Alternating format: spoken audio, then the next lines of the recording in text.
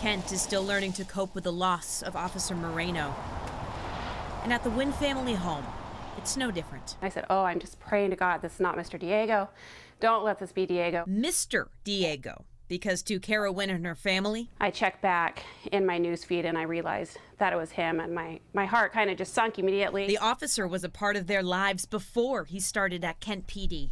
And remembered them. And so, still, sorry, it breaks my heart knowing that he's passed now. Their relationship began here at the little gym. When her two oldest kids, Tommy and Angel, were just 3 and 4, they took classes from Moreno. And so he was really close to our family at that time. He spent so many hours at the little gym, and he was so good with the kids. He was such a great young adult at that time. He worked really well with us. Tommy is now 14. Showed that he actually cared about us. He still remembers his kindness. He was a really good person. Such a good person that when Kara called 911 years later about a neighborhood disturbance, Diego responded and made sure she was okay. He always had a smile on his face. I mean, he was always friendly. He was always outgoing. He was always genuinely excited, for someone else or what they're doing. So over here was our police visit with our Cub Scouts. He took the time to give Tommy and his Cub Scout troop a tour of the police station. Probably the coolest part was his car.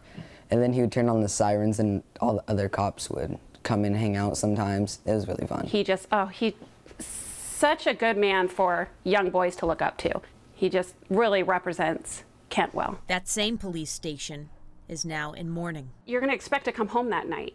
You're going to go in, you're going to do your job, you're going to make a difference, and you're going to come home.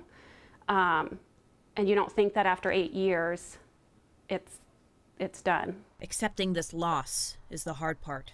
Celebrating the way he lived, however, is something that comes easily to those who knew him. He's going to be remembered for a long time. He was just getting started.